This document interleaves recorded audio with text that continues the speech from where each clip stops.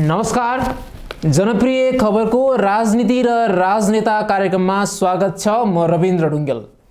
आदरणीय दर्शकहरू, विभिन्न स्तरमा राजनीति हुन्छ, धेरै तहमा राजनीति हुन्छ। परम्परागत ग्रामीण क्षेत्रदेखि स्थानीय तह, सार्वभौम राज्य र अन्तर्राष्ट्रिय स्तरसम्म राजनीति हुन्छ। मूलतः राजनीति जनताको सामाजिक आर्थिक भनेको सार्वजनिक जीवनस्तरलाई उठाउने किसिमको हुनुपर्छ। तर नेपालको सन्दर्भमा त्यो भइरहेको देखिँदैन। नेपालको राजनीति सत्ता प्राप्ति र सरकारी ओहदा ग्रहण गर्नका निमित्त मात्रै देखिन्छ। आजको विषय सन्दर्भमा हामी राजनीतिक सिद्धान्त, राजनीतिक दर्शन, वैज्ञानिक राजनीति र राजनेताले पालना गर्नुपर्ने भूमिकाहरू के हुन सक्छन् र नेपालको वर्तमान राजनीतिक परिप्रेक्ष्यमा राजनेता को छन् र नेपालको आर्थिक समृद्धिका लागि विभिन्न आयामहरू के हुन सक्छन् लगायतका विषयमा छलफल गर्नेछौँ। आजको यो विशेष एपिसोडमा हामीसँग पूर्व कानुन मन्त्री तथा नेकपा एमालेका प्रभावशाली नेता शेरबहादुर तामाङजी हुनुहुन्छ। उहाँसँग हामी वैचारिक र अलि फरक कोणबाट निष्कर्ष निकाल्ने प्रयत्न गर्नेछौँ। सर्वप्रथम आज हाम्रा विशेष अतिथिलाई कार्यक्रममा स्वागत गर्न चाहन्छु। स्वागत छ यहाँलाई। नमस्ते। मैले अघि पनि जोडेँ, एउटा राजनेताले वैज्ञानिक राजनीतिक सिद्धान्तलाई परिपालना गर्न आवश्यक छ वा छैन? राजनीतिक सिद्धान्त वास्तवमा जनताको प्रिय हुनु पर्यो।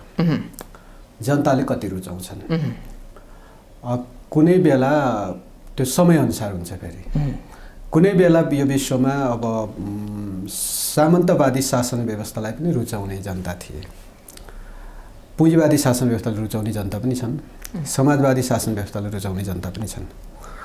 मूलतः तपाईँ मोटो त यी विषय हुन्। त्यसको अन्तर्गत तपाईँको चाहिँ सोसाइटीमा, सोसल सेक्टरमा कुन दृष्टिकोणले लिड गर्दाखेरि त्यसले राम्रो काम गर्छ भन्ने कुरो मुख्य हो। र यसरी हेर्दाखेरि नेपालको सन्दर्भमा अहिले मूलतः दुई खालकै विचारहरू हो। एउटा अलि टुवर्ड्स तर तपाईँको चाहिँ सोसल तर अलि राइटिस्ट दृष्टिकोण बोक्ने एउटा दृष्टिकोण र अर्को लेफ्ट जो सोसलिजमतर्फ अगाडि बढ्ने दृष्टिकोण। यो दुईवटा दृष्टिकोण नै हो नेपालमा अहिले रहेको। यही दुईवटा दृष्टिकोणको मुनि विभिन्न दलहरू गठन हुन्छन् र आफ्नो दृष्टिकोण बनाउँछन् र त्यो ढङ्गले अगाडि बढ्छन्। र त्यसो हुँदा समय काल परिस्थिति अनुसार नै दृष्टिकोणहरू जन्मिन सक्छ, नयाँ दृष्टिकोणहरू जन्मिन सक्छ, पुरानो दृष्टिकोणहरू परिवर्तित हुन सक्छ। र कुनै बेला यो विश्वभरि तपाईँको चाहिँ जस्तो राजनीति मात्रै भनेर हेर्दाखेरि मैले भने सामन्तवादी सिस्टम र त्यसमा राजाहरूको सिस्टम थियो। राजा हुने जो जन्मको आधारमा, वंश परम्पराको आधारमा शासन सत्ताको टपमा पुग्ने, त्यो खालको सिस्टमबाट हामी अहिले नयाँ सिस्टममा छौँ कि विश्वमै अब धेरै मुलुकहरूमा अब जनताबाट चुनिने, मतद्वारा चुनिने नेता, राजनेता चाहिँ त्यो सिस्टममा छौँ। त्यसैले हामीले त्यसलाई गणतन्त्र पनि भन्छौँ होइन। बहुदलीय प्रतिस्पर्धात्मक प्रणालीबाट हामीले चाहिँ चुनिने नेताहरूको सिस्टममा हामी छौँ। र त्यो सिस्टमभित्र पनि दुई खालको व्यवस्था हुन्छ। एउटा डाइरेक्ट पिपुल्सबाट इलेक्टेड हुने, कार्यकारी हुने सिस्टम हुन्छ।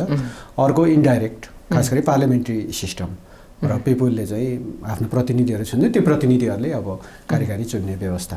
मतलब यो खालको सिस्टमभित्र हामी छौँ। मोटो रूपमा यिनै व्यवस्थाहरू हुन्। यी व्यवस्थाहरूको बिचमै अब त्यो अन्तर्गत चाहिँ विभिन्न हाँगाभिगाहरू बनाएर अनि दलहरू गठन हुने र अनि त्यसैले राजनीति भन्ने गर्छौँ हामी। दलहरू गठन गर्छन्, तिनले आफ्ना एजेन्डाहरू जनताबीचमा लान्छन् अनि ती आफ्ना एजेन्डाहरू बिचको चाहिँ विभिन्न दलहरूको आफ्ना एजेन्डाहरूको बिचको चाहिँ टक्राउ। भनेको सैद्धान्तिक रूपमा भन्दाखेरि राजनीति भनेको सही समयमा, सही स्थानमा, सही काम गर्ने एउटा नीति नै हो नि। त्यो त तपाईँ सबै नीतिहरूको नेता ढङ्गले नै चलेको जस्तो अहिलेको अवस्था, अहिलेको राजनीतिक परिस्थितिलाई हेर्दाखेरि त्यो आभास हुन्छ कि हुँदैन? अहिले पछिल्लो कालमा त्यस्तो परम्परागत दृष्टिकोण त अब रहेन, किनभने पिपुल्सको दृष्टिकोण चाहिँ हरेक 5 वर्षमा व्यवस्था चाहिँ अब ठीक छ भनेर, किनभने हरेक दृष्टिकोणहरू चाहिँ तपाईँको चाहिँ मान्छेको दृष्टिकोण चेन्ज हुन सक्छ। त्यसैले यो विश्वव्यापी एउटा लोकतान्त्रिक मान्यता अहिले के हुन्छ भने हरेक 5 वर्षमा इलेक्सन हुने, कुनै देशमा त 4 वर्ष हुन्छ, इभन अमेरिकामा 4 वर्षमा राष्ट्रपति चुन्ने व्यवस्था छ। कुनै व्यक्ति वा कुनै राजनीतिक दृष्टिकोण दर्शनको नेतृत्व गर्ने कुनै पार्टीलाई जनताले चुन्दाखेरि तपाईँको चाहिँ चिरकालसम्मको लागि होइन, त्यो त अस्थायी 4 वर्ष 5 वर्षको लागि भन्ने नै तपाईँको चाहिँ लोकतान्त्रिक विधि अहिले विश्वव्यापी यही विधिले रुल गर्छ। र त्यसो हुँदाखेरि त्यो त जनताले पटक पटक चाहिँ, त्यसले हामीले अहिले पछिल्लो कालमा चाहिँ विश्वव्यापी रूपमै नेपालमा पनि त्यही स्थिति हो कि अब सार्वभौम सत्ता चाहिँ जनतामा राखिएको हुन्छ र जनताले त्यो सार्वभौम सत्ताको प्रयोग निर्वाचन मार्फत प्रयोग गर्छ र त्यसरी निर्वाचन मार्फत प्रयोग गर्दा उसले पटक पटक चाहिँ टेस्ट चेन्ज गर्न पाउने राइट चाहिँ जनताले दिएको हुन्छ। त्यसैले त्यो टेस्ट चेन्ज गर्ने राइट दिएको कारणले हामी परम्परागतै ढाँचामा रह्यौँ भनेर भन्न सकिने स्थिति। यहाँहरूले अहिले स्वीकार गरिरहेको चाहिँ द्वन्द्वात्मक भौतिकवाद कि वैज्ञानिक समाजवाद? अब हामी अब वास्तवमा समाजभित्र हरेक चिजमा द्वन्द्व हुन्छ। तपाईँको चाहिँ हामी यहाँ बसिरहेछौँ, यहाँ हामी कहाँ उज्यालो बत्ती बलिरहेको छ, त्यो नेगेटिभ र पोजिटिभको चाहिँ तपाईँको चाहिँ द्वन्द्व बेगर यो बत्ती बल्दै भइरहेछ। त्यहाँ तपाईँ चाहिँ अब त्यहाँ नेगेटिभ र पोजिटिभ चाहिँ करेन्टहरू छ, त्यो दुईटा बिचको फ्युजन द्वन्द्वले तपाईँको चाहिँ यहाँ करेन्ट बलिरहेछ, बत्ती बलिरहेछ। त्यसैले समाजमा रहेका तपाईँको चाहिँ हरेक वर्ग बिचमा द्वन्द्वहरू हुन्छ र त्यसरी त्यो द्वन्द्वलाई चाहिँ वैज्ञानिक ढङ्गले चाहिँ तपाईँको चाहिँ परिभाषित गरेर र त्यसका चाहिँ तपाईँको चाहिँ अवयवहरूलाई द्वन्द्व रहिरहनुपर्छ भन्ने यहाँको होइन। द्वन्द्व त तपाईँको कति बेलासम्म हामीले चाहिँ द्वन्द्व रहिरहन्छ भने समाजमा तपाईँको चाहिँ सामाजिक द्वन्द्व चाहिँ, सामाजिक द्वन्द्व चाहिँ कस्तो हुन्छ भने यो चाहिँ समाजको वर्गमा सबै वर्ग चाहिँ वर्ग समुदाय जात अनि यी सबै चिजमा चाहिँ मान्छे छुट्टिरहन्छ भने त्यहाँ द्वन्द्व त रहिरहन्छ। त्यो हामीले त्यो द्वन्द्वले न्यूनीकरण गर्दैन राजनीति। द्वन्द्व राजनीति चाहिँ द्वन्द्व हुन्छ समाजमा, त्यो द्वन्द्वलाई तपाईँको चाहिँ न्यूनीकरण गरेर त्यसलाई सकेसम्म द्वन्द्वलाई अन्त्य गर्ने चाहिँ राजनीति हो। भनेको द्वन्द्वको न्यूनीकरणका लागि चाहिँ यहाँहरूले कार्ल मार्क्सलाई मान्नु उपयुक्त कि गौतम बुद्धलाई मान्नु उपयुक्त? अब द्वन्द्वको न्यूनीकरण भने चाहिँ कार्ल मार्क्सले भने चाहिँ द्वन्द्वको न्यूनीकरणको चाहिँ अन्त्य व्यवहारिक ढङ्गले गरौँ होइन। गौतम बुद्धले द्वन्द्वको न्यूनीकरणै भन्नुभएको छ, त्यो चाहिँ स्पिरिचुअल ढङ्गले गरौँ। त्यो चाहिँ तपाईँको चाहिँ मान्छेलाई एउटा चाहिँ भनेको यहाँहरूले कार्ल मार्क्सको सिद्धान्तलाई परिपालन गर्दाखेरि अहिले यो राजनीतिक अस्थिरता अथवा चाहिँ राजनीतिक अस्तव्यस्तताको यहाँले स्वीकार्न सक्नुहुन्छ? कहाँ अस्तव्यस्तता छ र त्यस्तो त तपाईँको चाहिँ हामी त्यस्तो कार्ल मार्क्स जन्मिया कारणले अस्तव्यस्तता आयो अथवा कार्ल मार्क्सको दृष्टिकोण बोकेका कारणले अस्तव्यस्तता आयो भनेर भन्न खोज्नुभयो नि त, त्यो त गलत हुन्छ। किनभने कार्ल मार्क्सले त्यो द्वन्द्व समाजमा द्वन्द्व छ होइन, त्यो द्वन्द्वको चाहिँ समाधान छ, त्यो द्वन्द्वको समाधान यसरी हुन्छ होइन। वर्गहरू छन्, ती वर्गहरू बिचमा द्वन्द्व हुन्छ र त्यो द्वन्द्वको समाधान यसरी हुन्छ भनेर तपाईँ समाजवादी मोडेल साम्यवादी मोडेलको कुरा गर्यो। गौतम बुद्धले पनि त्यही भन्नुभयो, समाजमा द्वन्द्व हुन्छ, मान्छे एभ्री इन्डिभिजुअल व्यक्तिभित्र पनि द्वन्द्व हुन्छ, त्यो द्वन्द्वको चाहिँ समाधान हुन्छ। भनेको मैले दुईजना समाधानको बाटो पनि हुन्छ भनेर बाटो पनि देखाइदिनु। मैले दुई पात्रको तुलना गरेँ, एक पात्र चाहिँ गौतम बुद्ध, अर्को पात्र कार्ल मार्क्स। र नेपाली राजनीतिमा पनि दुई पात्र, एक पात्र प्रचण्ड र अर्को पात्र सामान्य प्रधानमन्त्री केपी शर्मा ओली। एक पात्र हिंस्रक राजनीतिबाट आउनुभयो, अर्को व्यक्ति शालीन राजनीतिबाट आउनुभयो भनेदेखि तपाईँले राजनेता मान्नु पर्यो भने कुन व्यक्तिलाई लिनुहुन्छ? होइन, अब नेपालको सन्दर्भमा त अब अहिले नै हामी अब राजनीतिक रूपमा यिनीहरू नेतै हुन् यो मुलुकको सन्दर्भमा। अहिले मूलत तपाईँको चाहिँ नेकपा एमाले धार जुन अहिले केपी ओलीले नेतृत्व गरिराख्नु भएको छ र हामी खास गरी अझै भन्नुभयो 44 सालतिरदेखि नै त्यो धारको चाहिँ जति बेला माले थियो त्यति बेलादेखि हामी हिंस्रक राजनीतिको अन्त्य गर्दै हामीले त्यसबाट सिक्दै हामी जनताबाट टेस्ट हुने, पटक पटक जनताबाट टेस्ट हुने एउटा लोकतान्त्रिक विधिलाई स्वीकार गर्ने र इभन पार्टीभित्र पनि लोकतान्त्रिक विधिलाई स्वीकार गरेर अगाडि आउनुपर्छ भन्ने दृष्टिकोण बोकेर जनताको बहुदलीय जनवाद मदन भण्डारीले त्यो सिद्धान्त दिइसके पछाडि हामीले त्यसैलाई फलो गर्दै आयौँ र आज त्यो फलोको नेतृत्व केपी ओलीले गरिराख्नु भएको छ।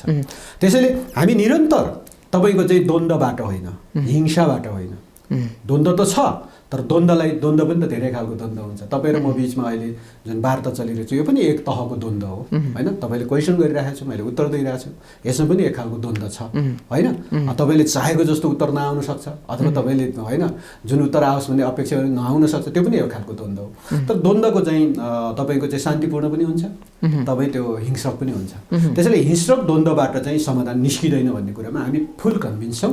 तर अब कमरेड प्रचण्डहरूले हिंस्रक द्वन्द्वबाट समाधान निस्किन्छ तपाईँको चाहिँ होइन हिंसक द्वन्द्वबाटै आवश्यकता अब छैन भन्न खोज्नु भयो। त्यसो त्यो भनेको कारणले म अहिले तुलना गर्दा तपाईँले जुन प्रश्नको तुलना गर्नुभयो अहिले राजनीतिक हिसाबले राजनेताको तुलना गर्दा प्रचण्ड कि केपी ओली भने म केपी ओली नै भन्छु यसमा। किनभने हामीले जुन दृष्टिकोण बोकेर तपाईँको चाहिँ राजनीतिक हिसाबले हामीले द्वन्द्वलाई अन्त्य गर्दै हिंस्रक द्वन्द्वलाई अन्त्य प्रचण्डलाई राजनेता मान्न नसकिने कारणहरू के हुन सक्छ? होइन, उहाँ तपाईँको चाहिँ एक हिसाबले उहाँले जुन दृष्टिकोण बोक्नुभयो र अहिले यो पछिल्लो चाहिँ शताब्दीमा हामी हिंस्रक द्वन्द्वबाट अब समस्या समाधान हुन्छ भन्ने कुरामा हामी छैनौँ।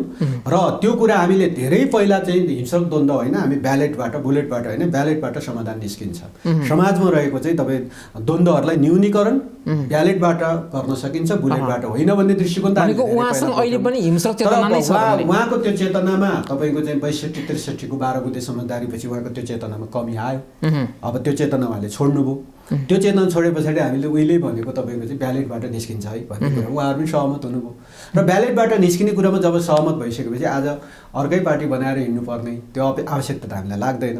त्यसैले पनि हामीले एकीकरण पनि गऱ्यौँ होइन, एकीकरण पनि गऱ्यौँ। तर एकीकरण गरे पछाडिको उहाँको चाहिँ हिजोको जुन मनोविज्ञान हो, जुन मनोविज्ञानबाट उहाँले जुन क्लास लिएर आउनुभयो, जुन तपाईँले चाहिँ सिकाइहरू सिकेर आउनुभयो, त्यस्तै खालको एप्लाइड चाहिँ तपाईँको चाहिँ एकीकरण पश्चात पनि गर्न खोजे पछाडि अलिक फेरि द्वन्द्व बढ्यो होइन। द्वन्द्वको न्यूनीकरण गर्न भनेर पार्टी एकीकरण गरेको, तर पार्टी एकीकरण चाहिँ झन् द्वन्द्वबट्टी ठाउँमा पुग्यो। त्यस पछाडि अब पार्टीभित्र अलिकति समस्या त पैदा भयो। त्यो समस्या पैदा भएको कारणले अहिले तपाईँको चाहिँ नेकपा माओवादी छुट्टै, नेकपा एमाले आफ्नो भनेको हिंस्रक राजनीतिको परिपालन नगरिरहेको एमाले कि अर्को एउटा खेमा छ माधव पक्षी भन्छौँ हामी, उहाँको खेमा जसले चाहिँ हिंसक राजनीतिलाई मान्दैनथ्यो र अहिले चाहिँ ऊ पनि बिच्किएको जस्तो देखियो नि सर, के हो यो? यो चाहिँ यस्तो हो, हरेक व्यक्तिलाई आफ्नो दृष्टिकोण स्वतन्त्रपूर्वक राख्न पाउँछ। हामीले संविधानमा त्यही व्यवस्था गरेका छौँ। तपाईँलाई एउटा दृष्टिकोण राख्यो भने तपाईँले दृष्टिकोण राख्ने मात्र होइन, तपाईँको दृष्टिकोणमा मान्छेहरूलाई गोलबन्द गरेर पार्टी खोल्न पाइन्छ, जनताको चाहिँ मत माग्न पाइन्छ, पार्टी दर्ता गर्न पाइन्छ। त्यो स्वतन्त्र छ सबैलाई। हाम्रो संविधानले त्यो स्वतन्त्रता दिएको छ। किन पार्टी खोल्ने स्वतन्त्रता, विचार स्वतन्त्रता दिएको छ, त्यो राख्न पाउने राइट छ। तर यद्यपि त्यो विचार स्वतन्त्रताभित्र पनि विचार मिल्नेहरूको बिचको चाहिँ सङ्गठन बन्ने हो। पार्टी भनेको त्यही हो। भनेको अदृश्य रूपमा चाहिँ अहिले कस्तो देखियो भनेदेखि पार्टी त उहाँले पनि बचाउनु भयो, कुनै समय उहाँले पनि नेतृत्व गर्नुभयो, तर अहिले चाहिँ उहाँलाई बाइकट गरेर भनौँ न पार्टी कब्जा भयो जस्तो त्यस्तो त देखिन्छ नि सर। किनभने पार्टी उहाँ चाहिँ नेकपा एमाले बनाउने अभियान मध्येको एउटा अभियान त उहाँ नै हो होइन, उहाँ अगुवा नेतै हो। नेकपा एमालेको हिजो विगतमा 15 वर्ष नेतृत्व गर्ने व्यक्तित्व पनि उहाँ नै हो। अब अहिले हाम्रो भनाइ के मात्र हो भने तपाईँ सिङ्गो पार्टीको नेता बन्नुहोस्, यति हो। सिङ्गो नेकपा एमालेको नेता बन्नुहोस्।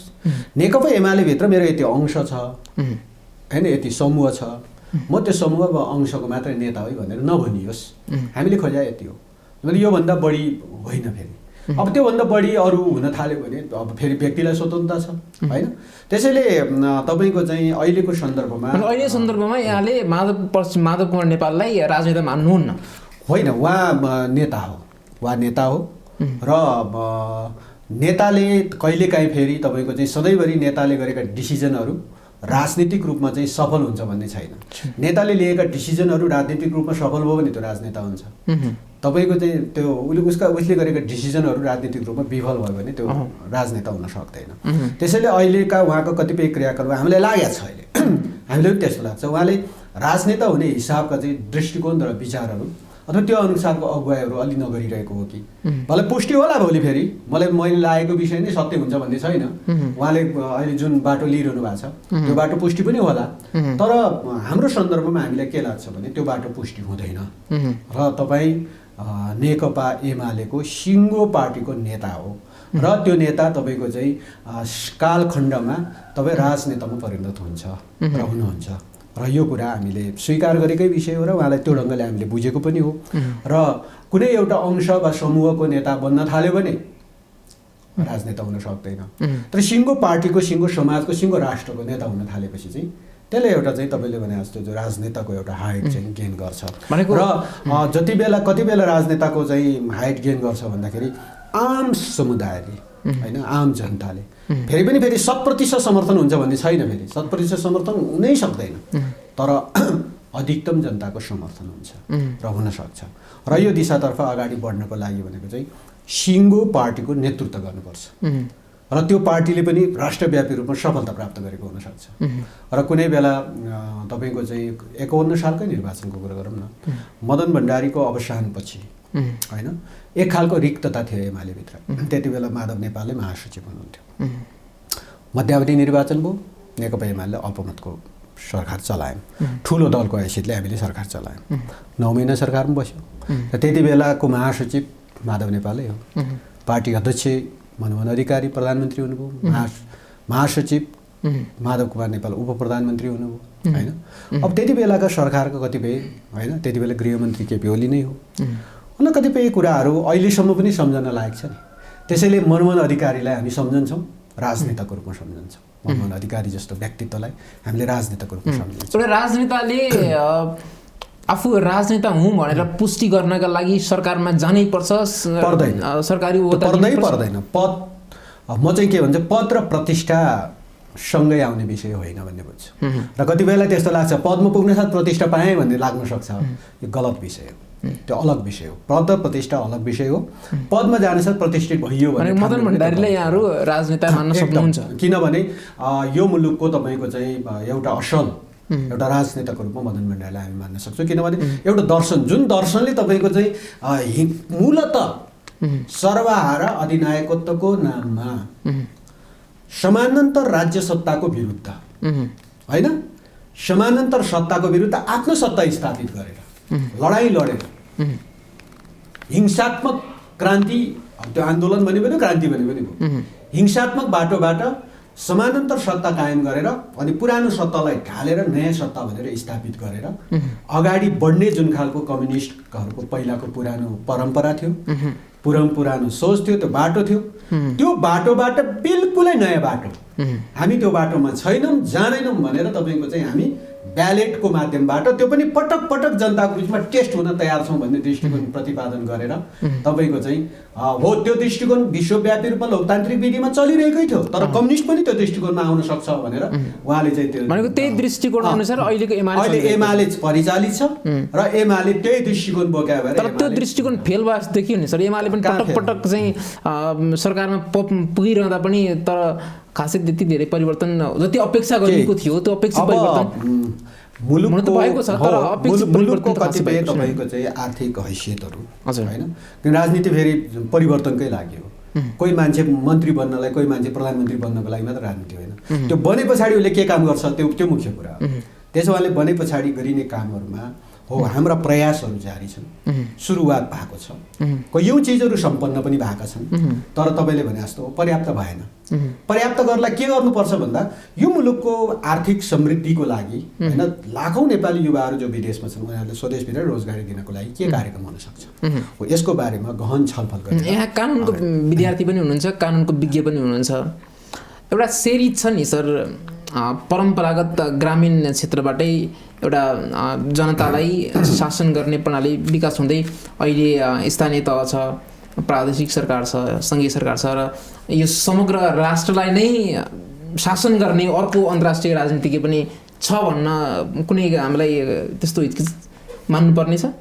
अर्को कुनै दृष्टिकोण हामी पनि कसैद्वारा शासित छौँ, हाम्रा राजनीतिज्ञहरू नै कसैद्वारा त्यस्तो लाग्दैन मलाई चाहिँ। यो बेकारको आरोप लाउने विषय हो, कुनै विदेशीले उ गरे कि फलानले गरे, छिमेकी राष्ट्रहरूले हस्तक्षेप गरे, त्यो कसैमाथि छैन, यस्तो चिज एमालेमा मात्रै होइन, हामी यस्तो चिज मान्न तयार छैनौँ। किनभने यो बेकारमा मानिरहनु पनि जरुरी छैन। हामी आफू सक्षम बनौँ न, हामी आफू सक्षम भए पछाडि अनि छिमेकीले के गर्यो कसो गर्यो, प्रधानमन्त्री आफै स्वयंले चाहिँ विभिन्न आरोप लाउनु भएको छ पार्टीका, हामी आफू लडाइँ झगडा गरेर बस्ने अनि त्यसपछि छिमेकीलाई दोष लगाउने पाइन्छ?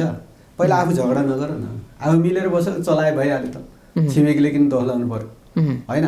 हामी आफू झगडा गरेपछि छिमेकीले यसो टाउको देखाएर झ्यालबाट हेरेर कति झगडा गर्छौ भनेर भन्न सक्छ।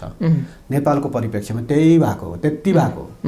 राजनीतिक हाम्रा राजनीतिक दृष्टिकोणहरू, हाम्रा राजनीतिक परिचालनहरू, हाम्रा परिपालनहरू होइन, राजनीतिक दलहरू बिचको आपसी सम्बन्धहरू हामीले तिक्ततापूर्ण बनाएका छौँ, मिठो छैन। तिक्ततापूर्ण त यतिसम्म कि अब भनौँ न नेकपा भित्रै पनि, नेपाल कम्युनिस्ट पार्टी नेकपा भित्र केपी ओलीलाई पार्टी सदस्यबाट निष्कासन, अनि आज तपाईँको चाहिँ माधव नेपाललाई स्पष्टीकरण, यो हाम्रा तिक्तता चिजहरू हो। र आज तपाईँको चाहिँ केपी ओलीको नेतृत्वमा 74 सालमा नेपाली जनताले माधव कुमार नेपालज्यूलाई स्पष्टीकरण सोध्नु गलत थियो। अब केपी ओलीलाई निष्कासन गरिसके पछाडिको परिस्थितिमा पार्टी अर्कै बनाउँछु भनेर हिँडिसकेपछि अब नेकपा एमालेमा रहने कि नरहने प्रश्न तपाईँले पार्नु पर्यो नि त। नेकपा एमालेको सिङ्गो नेता हुने कि अंशको नेता हुने भन्ने कुरा त प्रश्नता त माधव नेपालले गर्नै पर्यो नि। हो, त्यसैले त्यो सन्दर्भमा हेर्दाखेरि उहाँलाई स्पष्टीकरण सोध्नुपर्ने देख्यो, पार्टीले स्पष्टीकरण सोध्यो। तर मैले त्यो सम्बन्धको हिसाबले मात्र भन्दाखेरि हामी बिचमा मिठो सम्बन्ध रहेन, मिठो सम्बन्ध रहेन। तपाईँ जतिखेर तपाईँ केपी ओली होइन भ्रिकुटी मण्डपमा मेलम्चीको पानीको चाहिँ तपाईँको चाहिँ शुभारम्भ गर्दै हुन्थ्यो, राष्ट्रपतिले मेलम्चीको पानीको शुभारम्भ गर्दै हुनुहुन्थ्यो। अनि अब प्रतिपक्षी दलको नेता अब हो नि त, नेपाली काङ्ग्रेस जति बेला तपाईँ कृष्णप्रसाद भट्टराई चुनाव लडिरहँदाखेरि मेलम्चीको पानी ल्याएर काठमाडौँ सडक धुन्छु भनेर, त्यसो भए नेपाली काङ्ग्रेसको पनि ओनरसिप होला नि त। नेपाली काङ्ग्रेसको शेरबहादुर देउवा प्रतिपक्षी दलको नेतालाई त्यो भ्रिकुटी मण्डपको कार्यक्रममा आउन भनेर चाहिँ उहाँलाई निम्तो गरिएको छ, उहाँ आउँछु पनि भन्नुभएको छ। तर उहाँ त्यहाँ आउनु सट्ट पार्टीको बैठक बसेर केपी ओलीलाई राजीनामा दिनको लागि दबाब दिने निर्णय गर्दै हुनुहुन्छ। त्यो मतलब त्यो तिक्ततापूर्ण सम्बन्ध हो नि यो। भने यस्तो तिक्ततापूर्ण सम्बन्ध हामी विकास गर्ने अनि छिमेकीले हात हाल्यो भनेर भनेको हाम्रो राजनीतिक ध्येय चाहिँ जनताप्रति छैन। कुर्सी मान प्रतिष्ठा प्राप्त गर्ने र कुर्सी प्राप्त गरेपछि प्रतिष्ठा प्राप्त हुन्छ भन्ने गलत मनसाय र गलत दृष्टिकोण हामीभित्र छ। र त्यही दृष्टिकोणको कारणले हामी कहिलेकाहीँ पद प्राप्तिको लागि मात्र लडाइँ गर्छौँ। पद प्राप्तिपछि के गर्छौँ, कुनै एजेन्डा हुँदैन। जस्तो नेपाली काङ्ग्रेसले केपी ओलीलाई हटाएपछि के गर्ने, नेपाली जनताले के पाउँछ त? अथवा प्रचण्डले केपी ओलीलाई हटाउन खोज्नुभयो भनेको व्यक्तिमा धेरै प्रयत्न गर्नुभयो, निष्कासनसम्म भन्नुभयो, माधव नेपालहरूको समेत साथ लिएर दिने के त? त्यसो भए दिने के नेपाली जनताले? बरु केही न केही त केपी ओलीले गरिरहेछ, प्रयत्न गरिराख्नु भएको छ। ठुल्ठुला राष्ट्रिय गौरवका आयोजनाहरू सम्पन्न गरिराख्नु भएको छ। आज मेलम्ची जस्तो आयोजना चाहिँ सम्पन्न भएको छ। माथिल्लो तामाकोसी जस्तो आयोजनाको चाहिँ अब जेनेरेसनको स्टेजमा पुगिसकेको छ। त्यसको चाहिँ ट्रान्समिसन लाइनहरूको चाहिँ धमाधम काम भइरहेको छ। तपाईँको चाहिँ पुनर्निर्माणको कैयौँ कामहरू अब होइन हाम्रो धरोहर हामी बनाउँछौँ भनेर तपाईँको चाहिँ जुन नारा दिएर आज धरोहर चाहिँ बनिरहेको छ। केही दिनमै तपाईँ उद्घाटन हुँदैछ होइन। भूकम्पले तहस नहस भएको रानी पोखरी जस्ता ठाउँहरू, अब त तपाईँको चाहिँ कैयौँ विद्यालयहरू, तपाईँको चाहिँ हिजो कैयौँ प्राकृतिक सम्पदाहरू, हिजो ध्वस्त भएको सम्पदाहरू आज ठडिँदैछन् सबै। अनि तपाईँको चाहिँ अनि त्यही केपी ओलीले गरेन भनेर केपी ओलीलाई हटाउन भनेर अनि हामी चाहिँ अभियान चलाउँछौँ। त्यसैले यस्तो खालको सम्बन्धको बिचमा अनि त्यो अभियानमा पनि कहिलेकाहीँ कम्फर्टेबलको नामबाट विदेशीले गुहार्नुहुन्छ, फलानु देशलाई चाहिँ कम्फर्टेबल हुन्छ भनेर हाम्रै नेताहरू बोल्नुहुन्छ होइन। यस्तो खालको सम्बन्ध चाहिँ हामी बिचमा रह्यो र यो सम्बन्धको कारणले हामी बिचमा चाहिँ तिक्ततापूर्ण सम्बन्ध बढ्दै गयो र त्यो सम्बन्धको कारणले छिमेकीले अलिअलि यसो तिमीहरू के गर्दैछौ भनेर हेर्न सक्छ। त्यस कारणले अलिअलि तपाईँले भने जस्तो राजनेता त होइन, नेताहरू कतै कतै एउटा नेता गोटी बन्ने सम्भावना कम्तीमा नेतामा एउटा राजनीतिज्ञमा भनौँ, राजनीतिज्ञमा हुनुपर्ने कम्तीमा कति गुणा गुण हुनुपर्छ सर? होइन, तपाईँको चाहिँ अब ठ्याक्कै कस्तो हुन्छ भनेको हामीले व्यक्ति माथि चाहिँ राजनीति गरिरहेछौँ अहिलेसम्म सबै वाक्यहरू सबै चाहिँ जे भनिरहेछौँ अहिलेसम्म त्यो व्यक्ति केन्द्रित कुनै निर्माण उत्पादन होइन, तपाईँको समृद्धि हामी त्यसमा छैनौँ। हामी त्यसलाई केन्द्रित गरेर हामी बहसै गरिरहेको छैनौँ। तपाईँ हाम्रो बहस पनि उत्पादन शीर्षक राखेर बहस हुन्छ हुँदैन। तपाईँ म कुन विषयमा बहस गर्दैछौँ भन्दा तपाईँ प्रचण्डको बारेमा बहस गर्दैछौँ होइन, केपी ओली माधव नेपालको बारेमा बहस गर्दैछौँ। हामी कुनै निर्माणमा बहस गर्छौँ र उत्पादनमा बहस गरिरहेछौँ र छैनौँ नि। त्यस भएको कारणले व्यक्ति केन्द्रित नै हो।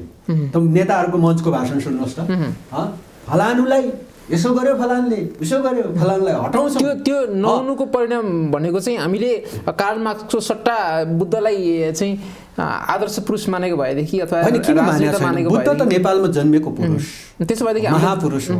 हामीले त्यो चेतना किन आएन सर? त्यसो भए किन त्यो चेतना हामी नेपाली जनताले सबैले राख्छ। बुद्धत्व ज्ञान सबैले प्राप्त गर्नुपर्छ र महान पुरुष हो। तर सकारात्मकता त देखिँदैन। र तपाईको चाहिँ कतिपय राजनीतिक परिवेशमा हामीले गरिएको कतिपय गालीहरू, तपाईँ बुद्धले त तपाईँ गाली पनि सुन्छ, यति मिठो ढङ्गले सुनिदिन्छ कि उसले त्यो सुनिदिन्छ। अनि उहाँले के भन्नुहुन्छ आफ्नो शिष्यलाई, किन तपाईँ त्यसबाट रियाक्टेड भएन भन्दा मैले ग्रहणै गरिनँ। जुन चिजले तपाईँलाई हानि हुन्छ त्यो चिज किन ग्रहण गर्ने, होइन? त्यसो भएको कारणले बुद्धको ज्ञान त तपाईँको चाहिँ त्यो अलौकिक नै हो, अतुलनीय छ। त्यो मार्क्ससँग पनि तुलना गर्न सकिँदैन। मार्क्स त्यसभन्दा पछिको, यो तपाईँको चाहिँ पछिल्लो शताब्दीमा खास गरी वर्गहरूको बिचको द्वन्द्व र त्यसको समाधानको उपायमा व्यवहारिक समाधान, आर्थिक हिसाबले समाधान, बुद्धले ज्ञानको हिसाबले समाधान र कार्ल मार्क्सले आर्थिक हिसाबले चाहिँ वर्गहरू बिचको द्वन्द्वको समाधानको कुरा गरेको हो। त्यसो भएको कारणले कैयौँ चिजहरू बुद्धको चाहिँ ज्ञान कार्ल मार्क्समा देखिन्छ, कार्ल मार्क्स पनि त्यसबाट अभिप्रेरित भएको देखिन्छ। त्यसो भएको कारणले अब हामीले यी महान पुरुषहरूको बारेमा अब हामीले यहाँ अहिले तुलना गरेर बहस गरेर कुनै अर्थ लाग्दैन, किनभने उहाँहरू साँच्चै महान हो, साँच्चै महान व्यक्तित्व हो। तर पनि त्यो चेतना चाहिँ र अझै तपाईँ बुद्धको मात्रै के सकारात्मकता, त्यो चाहिँ सकारात्मक चेतना चाहिँ हामीमा अझै नआएको। तपाईँ बुद्धको मात्र कुरा गर्नुहुन्छ, हामीले शिवलाई हामी भगवान पनि भनिरहेका छौँ, होइन? शिवले दिनुभएको ज्ञान, त्यो ज्ञानलाई नै हामीले माने हो। त्यो ज्ञान दिएको कारणले हामीले भगवान मान्यौँ। जुन ज्ञानले विश्वलाई गाइड गर्छ, अहिले पनि लिड गर्छ। अब चाहिँ अलिकति विषय मोडौँ सर। यहाँले सर्वप्रथम नै भनौँ संसदमा उठाएको विषय कि हामीले गाँजाको व्यवसायिक खेतीबाटै आर्थिक समृद्धि हासिल गर्न सक्छौँ भन्ने यहाँको एउटा त्यो विषयको प्रवेश यहाँले गर्नुभएको थियो। नेपाली राजनीतिमा अलिकति हङ्गामै मचियो त्यो विषयबाट। के हो सर, गाँजा अहिले हामी अवैध ठानिरहेका छौँ, नेपाल सरकारले यसलाई अवैध धन्दा मान्छ भनेदेखि तपाईँहरूले चाहिँ यसबाटै समृद्धि हासिल गर्न सकिन्छ भनेर कहिले कसरी सोच्नुभयो, किन सोच्नुभयो? अब यो चाहिँ यस्तो विषय त मैले अझै बरु शिवसँगै जोड्न चाहेँ। मैले ज्ञानकै कुरा गर्दाखेरि शिवकालमा जसरी अब हाम्रो भगवान शिवले गाँजा औषधि हो भनेर प्रतिपादन गरेर मानव सभ्यतालाई यो औषधि हो भनेर चिनारी दिएर जानुभएको छ, चिनाएर जानुभएको छ। त्यसकै श्रृङ्खला स्वरूप होला कहिलेको शिवरात्रिमा अब गाँजाको सामान्य रिक्रेसनल प्रयोग गर्छन् मान्छेले, मनोरञ्जनको प्रयोग गर्छन्। गाँजाको मनोरञ्जनको प्रयोग होइन, मनोरञ्जनको प्रयोग भने सानो अंश हो। गाँजाको धेरै ठुलो उसको गुणहरूमध्ये एउटा मनोरञ्जन प्रयोगको पनि एउटा गुण हो। त्यसैले त्यो गुणतर्फ त हामीले सोचाइराखेकै छैनौँ। हामीले त्यसको औषधीय गुण र यसबाट बन्ने अरू तपाईँको चाहिँ चिजहरू हुन्। यस कुरालाई नै लागु औषध होइन, यो चाहिँ तपाईँ हामीले भनेको विषय होइन, युएनले भनेको विषय हो। लागु औषध होइन भनेर युएनले भनिसक्यो। डब्लुएचओले यो लागु औषध होइन, यो चाहिँ औषधीय गुण भएको वनस्पति हो। तर पनि नेपाल सरकारले किन रोकिरहेछ त सर यसलाई? त्यो त तपाईँको चाहिँ पहिला युएनले पनि लागु औषध भनेको थियो, यहाँकै सरकार छ भनेको थियो। अनि त्यसपछि अहिले भर्खर तपाईँको चाहिँ युएनले त्यसलाई हटाइसक्यो, लागु औषधको सूचीबाट हटाइसक्यो। र युएनले लागु औषध भनेको बेलामा नेपालले पनि कानुन बनायो 33 सालतिर। त्यस कारणले यो त छुन नहुने चिज, छुयो कि त अब त बोक्यो कि खायो कि सेवन गर्यो कि जेल पर्ने भनेपछि मान्छेले छुन छोड्यो नि त। तर हाम्रो करेसा खेतबारी जताततै उम्रिन्छ, जताततै हुन्छ होइन। अनि तर पनि तपाईँको चाहिँ त्यो चिजलाई हाम्रो नेपालको हावापानी अनुसार चाहिँ अत्यन्त राम्रो उत्पादन हुने चिज हो र यसले नेपालको साँच्चै आर्थिक समृद्धि हुन्छ। मैले चाहिँ सबै जोड हेरेका छौँ, सबै रिसर्च गरेका छौँ हामीले। हाम्रो एउटा रिसर्च टिमले राम्रो रिसर्च गरेको छ। सबै देशको तथ्याङ्क हेर्दाखेरि नेपालको अहिलेको रेभिन्यू कमसेकम वार्षिक 8.5 खरबको रेभिन्यूको हाम्रो अनुमान छ। यो रेभिन्यूमा 2-3 गुणा बढाउन सकिन्छ। हामी 50 खरबको चाहिँ तपाईँको चाहिँ हामी यो मुलुकको चाहिँ अर्थतन्त्र बनाउँछ। गाँजा खाएर कि बेचेर सर? बेचेर। खानु किन पर्यो? जुन चिजबाट पैसा आउँछ तपाईँ खाएर सिद्ध्याउनुहुन्छ। बेकारमा हामी नेपालीहरू चाहिँ बुद्धि जान्दैनौँ, उडाउँछौँ त्यत्तिकै, आफ्नो कुरालाई माटो मुनि गाड्छौँ, अर्काको कुरा खान्छौँ। गाँजा मात्रै हो र? तपाईँको चाहिँ विदेशी चाहिँ व्हिस्की रक्सीको बोतल बियर फोरेर चियर्स गर्छौँ हामी अनि हाम्रो कोदोको रक्सी माटो पनि गाड्ने हामी नेपाली हो नि त हाम्रो नेपालको कानुन त्यस्तो छ नि त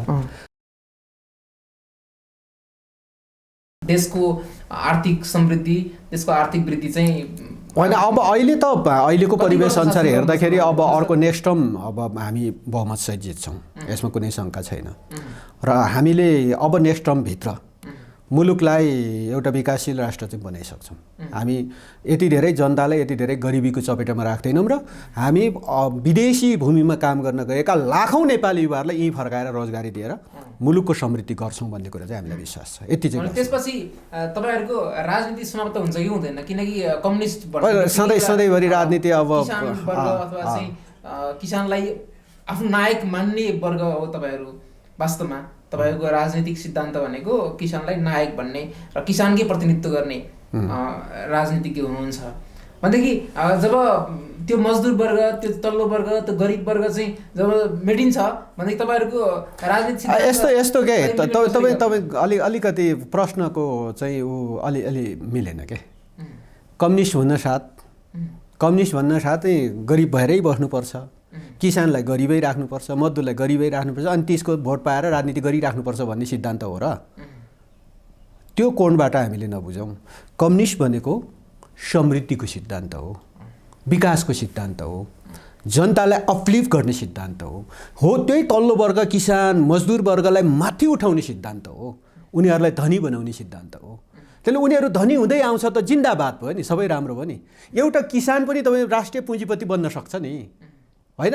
एउटा मजदुर पनि तपाईँको चाहिँ एउटा राष्ट्रको चाहिँ एउटा पुँजीपति वर्गमा परिणत हुनसक्छ नि राष्ट्रिय पुँजीपति वर्ग हामीले दलाल पुँजीपति वर्गको कुरा गरेका छैनौँ त्यसैले राष्ट्रको समृद्धिको लागि अगाडि आउँदाखेरि एउटा किसान मजदुरलाई पनि आर्थिक रूपमा माथि उठाउँ सबैलाई उठाउँ सीमित वर्गलाई होइन हामी सबैलाई माथि उठाउँ भन्ने दृष्टिकोण बोक्ने सिद्धान्त हो त्यसमाले अनि कम्युनिस्ट पार्टी चाहिँ सधैँभरि समुदाय चाहिँ तल गरिबै भएर बसिरहोस् तिनका नाममा राजनीति गरेर भोट प्राप्त गरिरहोस् भन्ने दृष्टिकोण त पटक्कै होइन हामी त्यो दृष्टिकोणमा छैनौँ र हामी सबै नेपाली मजदुर किसान गरिब समुदाय पछाडि परेका वर्ग समुदाय सबैको हित उनीहरूलाई चाहिँ माथि उठाउने उनीहरूको आर्थिक समृद्धि गर्ने हो यो आर्थिक समृद्धि गर्नको लागि नेकपा एमाले अहिले जति पनि योजनाहरू अगाडि बढाएको छ हामी सम्भवतः अब नेक्स्ट टर्मभित्र यस्ता धेरै योजनाहरू सफल पार्छौँ र नेपाली जनतालाई गऱ्यौँ है भन्ने ठाउँमा हामी पुर्याउँछौँ यति कुरा के हो भने नेपाली जनताले नेपालको पासपोर्ट बोकेर विदेशी भूमिमा टेक्दाखेरि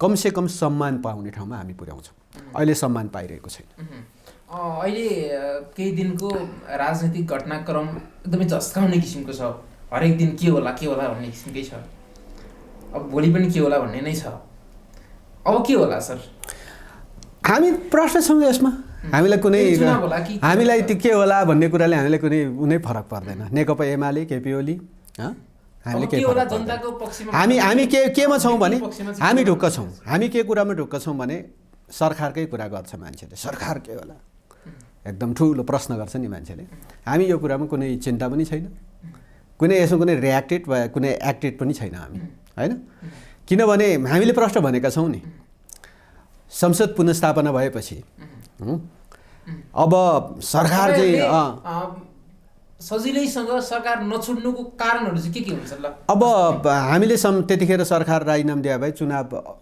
अब यो वैशाख 17-27 टर्न सक्दैन थियो भनेको अलिकति मेरो प्रश्न संसद पुनर्स्थापना पछि हामीले ल पुनर्स्थापना भयो अब हामी सरकार छोडिदियौँ भने किन छोड्ने त बहुमत दिएन जनताले बहुमत दिएको छोड्छौँ अनि 5 वर्षको लागि दिएको छ नि प्रचण्ड र शेरबहादुर देउवालाई सरकार नछुड्नुको कारणहरू के हुन् उहाँहरूमा के कुरा छैन जुन केपी ओलीमा छ अब उहाँहरू त अहिले तपाईँ नै भन्ने तपाईँ र म आज बोलिरहँदाखेरि केपी ओलीले सरकार छोड राजीनामा छोड भनिराख्नेहरू किन समर्थन गरिरहेको त त्यसो भए समर्थन नगर्दै त भइहाल्यो त च्यालेन्ज गरिरहेको छ भनिरहेको छु नि त मिडिया मार्फत सबै मार्फत प्रधानमन्त्री केपी शर्मा ओलीले बोलिरहेको छ सबैको अगाडि किन समर्थन गरिरहे माओवादी केन्द्र अहिले पनि समर्थन गरिरहेछ नेकपा एमाले केपी ओली प्रधानमन्त्री आज 174 संसदभित्र छ 174 हुनेले छोड्नुपर्ने त्यो भने के लोकतन्त्र हो र त्यो भने होइन तपाईँको चाहिँ लोकतन्त्रमा त बहुमतले चलाउने होला नि त बहुमतले चलाउने हुँदाखेरि केपी ओली त 174 को प्रधानमन्त्री हो अहिले। ठिक छ, 53 जना माओवादीले झिक्दिनुहोस् न, एमाले 121 पुग्छ होइन, उहाँहरू 53 जना झिक्दिन्छ अरे 121 पुग्छ। 121 भने चाहिँ 138 भन्दा कम हो। त्यस पछाडि के गर्नुपर्ने त हामी गर्छौँ नि होइन। कोही मिलेर केपी ओलीलाई समर्थन गर्छु भनेर आउँछ भने हामीले स्वागत गर्छौँ भनेकै छौँ होइन। सरकार केपी ओलीलाई प्रधानमन्त्री मानेर आउनुहुन्छ, केपी ओली बाइकै बनाउनुहुन्छ भने आउनुहोस् त भनेको छौँ नि, छिटो आउनुहोस्। बल्ल बल्ल हिजो निर्णय गरेर देखाएको थियो काङ्ग्रेसले, संसदमा जम्मा तपाईँको चाहिँ प्रत्यक्षतर्फ 100, त्यही त संसदमा जम्मा 165 सिटमा चाहिँ 26 सिट जित्छ अनि त्यही पार्टी प्रधानमन्त्री हुन्छु भनेर निर्णय गर्छ। लोक हँसाउने कुरा, मर्यादा विपरीत त हो त। जनताले उसलाई सरकार चलाउन भनेर निर्णय गरेका थियो र 74 सालमा। 74 सालमा तिमी प्रतिपक्षमा बस भनेर जनताले निर्णय गरे होइन। अनि 165 सिटमा 26 सिट जित्ने पार्टी चाहिँ अनि प्रधानमन्त्री खोज्छ? त्यस्तो हुन्छ? लोकतन्त्र त्यस्तो हुन्छ?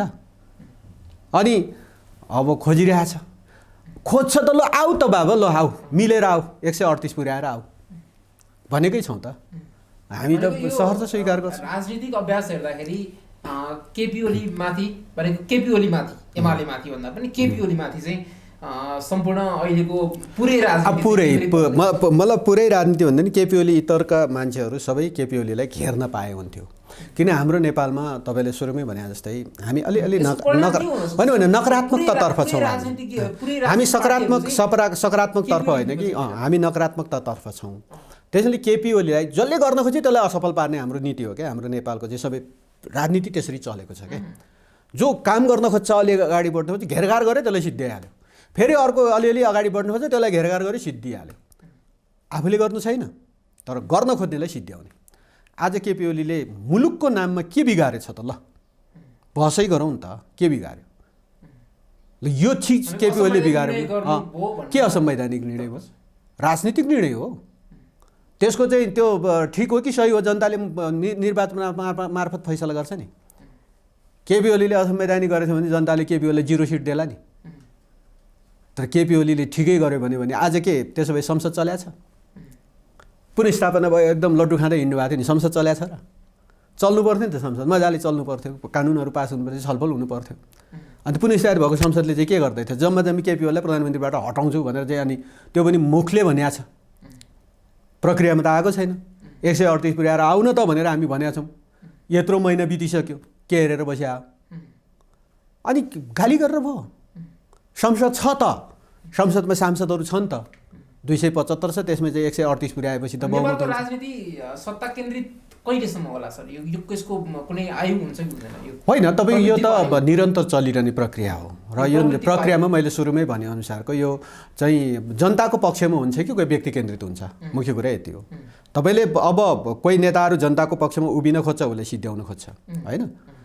अब कोही व्यक्ति केन्द्रित भएर खालि पद प्राप्तिको लागि मात्र लडाइँ झगडा गर्छ। त्यसैले त्यो जब हाम्रो दृष्टिकोणहरू सकारात्मक बन्दैन, हाम्रो दृष्टिकोणहरू निर्माण समृद्धिसँग जोडिँदैन, तबसम्म व्यक्ति केन्द्रित नै हुन्छ। हामी कार्यक्रमको अन्तमा छौँ। यहाँलाई मनमा लागेको विचारमा कि नेपालका 5 जना राजनीतिज्ञको नाम राजनेताको हैसियतले लिनु पर्यो भनेदेखि कसरी लिन सकिन्छ? राजनेता यहाँले मान्य राजनेताहरू को हुन सक्छ? होइन, अहिले मैले हेर्दाखेरि त म तपाईँ होइन, जुनसुकै पार्टीको भए पनि तपाईँको चाहिँ दिवंगत गरी हेर्दाखेरि अब कम्युनिस्ट पार्टीको जसले सुरुवात गर्नुभयो नेपालमा, पुष्पलाल जस्तो व्यक्तित्वहरूलाई मैले स्वीकार गर्छु र सकिन्छ। र बिपी कोइरालालाई म राजनेता मान्न सक्छु अहिलेको हदमा। त्यसभन्दा पछाडिको जेनेरेसनमा तपाईँको चाहिँ एउटा दृष्टिकोण दिएर कम्युनिस्ट पार्टीलाई यो ठाउँसम्म लिएर आउने दृष्टिकोण दिन सक्ने मदन भण्डारी राजनेता हो। र अब कम्युनिस्ट पार्टीको पहिलो प्रधानमन्त्री बनेर जुन स्वच्छ छवि बनाएर निस्किनु भएको छ मनमोहन अधिकारी, र अहिलेको समकालीन नेताहरूभित्र त केपी ओली नै हो। राजनीति मान्न सकिन्छ। उहाँले राजनीति केका लागि गर्नुहुन्छ? अब जनताकै लागि गरे हुन्, मुलुकको लागि गरे हुन्। किनभने यी व्यक्तित्वहरूको जसको नामले आज केपी ओलीको हकमा धेरै मान्छेले घेरघार गरेर केपी ओलीलाई असफल पार्ने प्रयत्न त गरेका छन्, तर इतिहासमा मूल्याङ्कन हुन्छ, हेरिराख्नु होला होइन। मैले आज जति 5 जना व्यक्तित्वहरूको नाम लिएँ, यो पछिल्लो आधुनिक उसमा अब त्योभन्दा अगाडि अब को थिए होइन, किनभने धेरै विद्वान व्यक्तित्वहरू थिए जसले यो मुलुकको एकीकरण गरेको छ होइन। त्यस्ता व्यक्तित्वहरू पनि सम्झाउन सकिन्छ हामीले, जसले यो मुलुकको सिमाना बढाउनको लागि लडेको छ। नेपालको चाहिँ राष्ट्रिय विभूतिहरू छन् जसले चाहिँ तपाईँ चाहिँ अमरसिंह थापा होइन, बलभद्र कुँवर जस्ताहरू, मतलब सबै सम्झिन सकिन्छ। तर पछिल्लो राजनीतिक हिसाबले हेर्दाखेरि मैले जुन 5 जना व्यक्तित्वहरूको नामले, यिनीहरू वास्तवमा मुलुकले सम्झिने नै हो र चिरकालसम्म सम्झिने नै हो। र केपी ओलीको मूल्याङ्कन हेरिराख्नु होला अबको केही पछाडि, आजको भोलि नै, जस्तो संसदमा अब अविश्वास प्रस्ताव लिएर आएर 138 पुर्याएर कसैले चाहिँ केपी ओलीलाई आज सरकारबाट पाउनु न सरकारभन्दा बाहिर लिएर आयो भने त्यसको भोलिपल्टदेखि नै केपी ओलीको चाहिँ अभाव खड्किन थाल्छ। केपी ओली राजनेता हो भन्ने कुरा त्यसको भोलिपल्टै पुष्टि हुन थाल्छ। हेरिराख्नु, आज मैले बोलेको छु, कसैलाई लाग्यो होला केपी ओलीलाई प्रधानमन्त्रीबाट हटाएपछि त्यसपछि सबै कुरा समाधान हुन्छ भन्ने लाग्यो होला नि। हेरिराख्नु होला, केपी ओलीको अभाव त्यसको भोलिपल्टबाट खड्किन थाल्छ। भने केपी ओली जस्तो आदर्शवान नेतृत्व नेपालमा छैन नै भन्नु? अब होइन, नेताहरू छन्, थुप्रै नेताहरू छन् होइन, केपी ओली मात्रै भन्न खोजे पनि होइन। तर तुलना गर्दाखेरि तपाईँको चाहिँ आजको मुलुकको तपाईँको चाहिँ मान्छेले केपी ओलीलाई समस्या देखाएको छ, तर मुलुकको समाधान केपी ओली हो। केपी ओलीले मुलुकको समाधान दिन सक्छ र अरू धेरै नेताहरूलाई वास्तवमा मिलाएर लान सक्ने भनौँ न। तर सर्वस्वीकार्य भएनन् नि केपी ओली, किन? होइन, यो विश्वमा सर्वस्वीकार्य हुनै सक्दैन। इभन बुद्धको दृष्टिकोणलाई पनि नमान्ने मान्छेहरू छन् नि विश्वमा, छैन र? छन् नि होइन। बुद्धको आदर्शलाई नमान्नुपर्ने के कारण छ र काहीँ? तर त्यसलाई नमान्ने मान्छेहरू पनि छन्। हामी कार्यक्रमको अन्तिममा आइसकेका छौँ। यहाँले यो महत्त्वपूर्ण समय दिनुभयो, यहाँलाई विशेष धन्यवाद दिन चाहन्छु। लु, धन्यवाद। एकदम चाहिँ हाम्रो यो जनप्रिय खबर लाई पनि धन्यवाद छ र तपाईँको जनप्रिय खबर मार्फत सम्पूर्ण नेपाली जनता दाजुभाइ दिदीबहिनीहरूलाई नयाँ वर्षको पनि हार्दिक शुभकामना दिन चाहन्छु। धन्यवाद।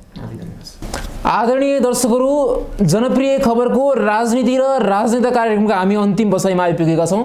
आजको यो विशेष एपिसोडमा हाम्रो निम्तालाई स्वीकार गरेर हाम्रो स्टुडियोसम्म आउनुभएकोमा पूर्व कानुन मन्त्री तथा नेकपा एमालेका नेता शेरबहादुर तामाङज्यूलाई विशेष धन्यवाद दिन चाहन्छौँ र अर्को एपिसोड हामी अझै विशेष बनाउने प्रयत्न गर्नेछौँ। आजको यो विशेष एपिसोडबाट हामीलाई पनि बिदा दिनुहोस्। नमस्ते।